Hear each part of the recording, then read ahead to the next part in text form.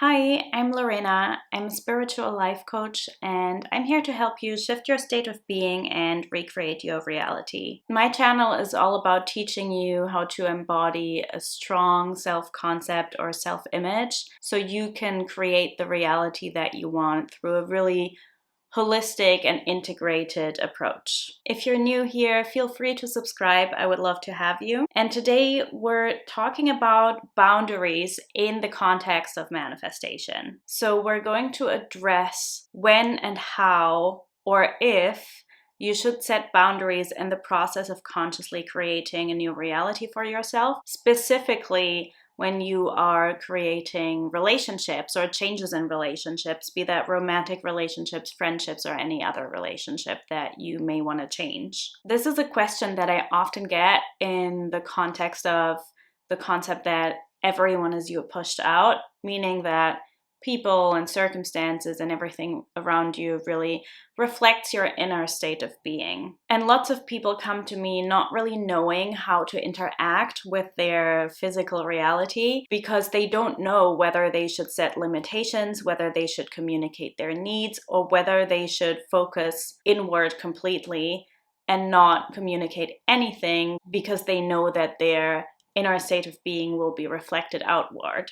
It can be a bit confusing, especially when you take such an all or nothing approach, but let's start at the beginning. What are boundaries even? Boundaries are essentially just personal limitations that you set for yourself. So that means limits to what you're willing to take and what you're willing to accept and how you let others treat you. And therefore, this is very much connected to the self-concept that you have, to the self-worth that you have, to how you perceive yourself, and how much self-respect you have. And this question of boundaries seems to come up the strongest in the context of creating or changing or manifesting romantic relationships. Probably because in romantic relationships, the emotional charge tends to be a bit stronger. The attachment is often stronger. The desire for validation is often stronger. And also because relationships are our biggest mirror, especially the people that we love the most. So our partners and loved ones are the ones who will reflect our insecurities and fears back to us the most. So in romantic relationships, wounds of not feeling chosen or loved or wanted may come up, or it tends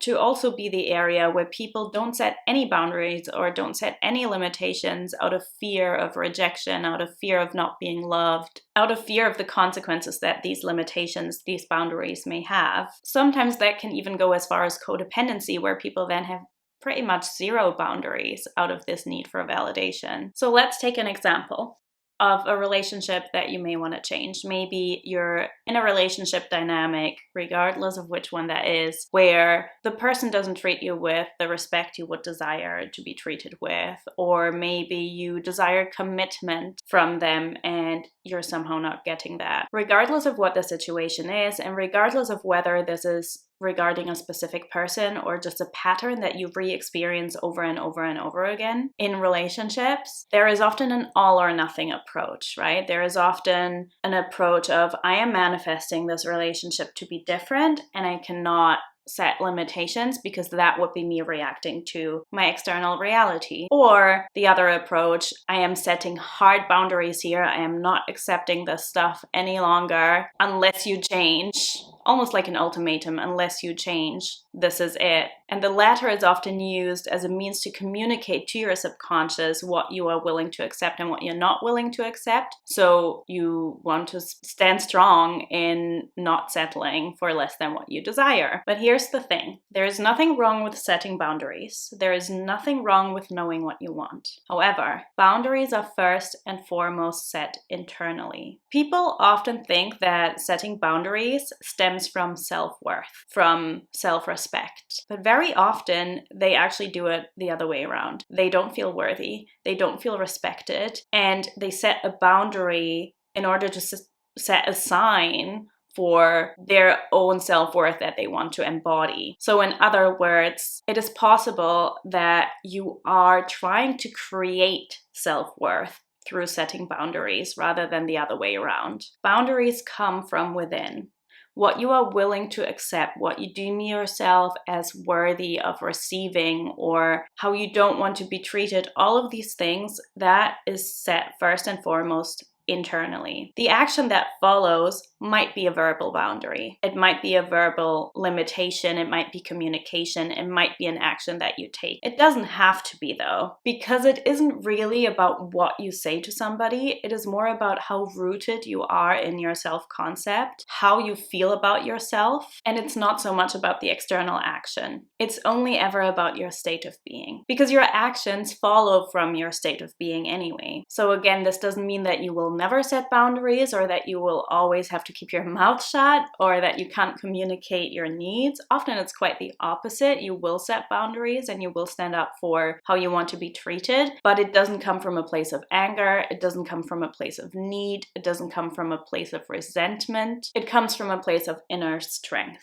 When you are in your ideal state of being, you won't even question whether you have to set a boundary or should set a boundary or not. You won't have to question which action to take, because it will follow naturally. If you are questioning whether you have to set a boundary and the energy behind it is, I have to set a boundary because this person needs to know how I feel and how I deserve to be treated and I'm not accepting any less, then it's coming from a place of force. Then it's coming from a place of trying to get a reaction out of the other person. And that is a reaction to your circumstances. You may be thinking you are doing this from a place of inner self-worth, but unless you feel that worthiness deep within you first, notice how you feel. Notice whether you feel angry when you're setting a boundary, whether you feel resentful, whether you are hoping for a certain reaction, or whether it's just coming from a place of you being rooted in yourself and knowing exactly what you want, and from a place of calmness. When you are doing this to get a certain reaction, it's coming from a place of expectation, and that's when you know you are not living in the end, you're not in your ideal state of being. Then it's coming from you trying to make something happen, trying to force something, reacting to your circumstances, resisting your circumstances, and that's when you're not living in the end. Because if you were living in the end, you would not need to resist your circumstances, because you would know it's done. Very often, when you are rooted in your ideal self-concept, the need to set boundaries isn't even there. It's not even necessary to do that externally. You heal it internally. Your state of being will already take care of this. Remember that manifestation is not about manipulation. It's not about influencing another person outside of you. It's just a reflection.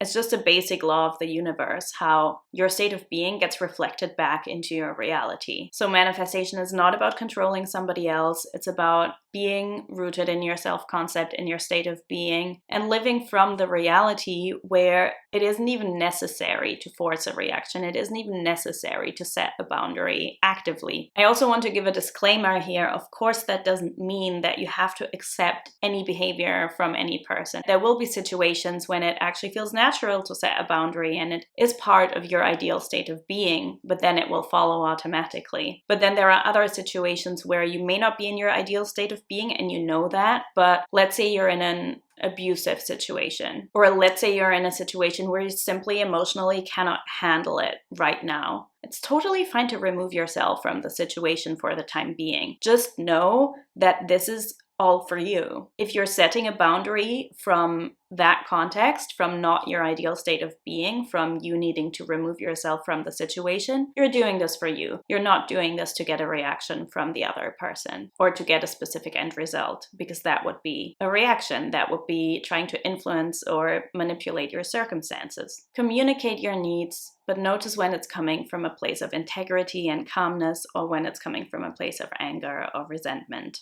I have been through these exact scenarios that I outlined to you today as well. And in my personal experience, I was years ago trying to manifest a shift in a relationship in my life. And I thought, just like I said to you earlier, I thought that if I set a boundary that shows my self-worth, that shows that I respect myself, I thought it meant I'm not accepting less and I'm not settling. But in truth, I didn't have the self-worth. I was really doubtful. I wasn't feeling worthy of the reality that I wanted to live from. I wasn't believing in it. If I had truly embodied the self-concept that I thought I had, the self-concept of the reality that I wanted to be in, I would not have needed to say anything actively. I would have been rooted in my boundary from within. Once I realized this, that I had it a bit backwards, I started working on my state of being from within, and it was completely not related to the other person. It was just for me, it was just the feelings I had about myself. And guess what? I didn't even need to do anything, and the person changed automatically. If you are in your ideal state of being, people will reflect that back to you. You don't need to force or manipulate anything in your physical circumstances. It's only about you. I would love to hear from you if you have had any situations where you changed a relationship completely, where somebody showed up completely differently because of you changing your state of being. Next week, we're going to talk about how to deal with triggers and how to not react to circumstances. Today we talked a lot about how you shouldn't react to circumstances, and next week we're going to talk about the how. And I think that's a very fitting topic for the holiday time, because it seems that's where triggers show up the most, because we're with family or we're alone and feeling more lonely. So I'm excited for that. If you want to watch it next week with me, then please subscribe. You can also find my social media information below, and I have a mailing list and a Facebook group, and I would love to connect with you more. So feel free to get in touch with me, reach out to me on Instagram, and I will see you next time. Lots of love.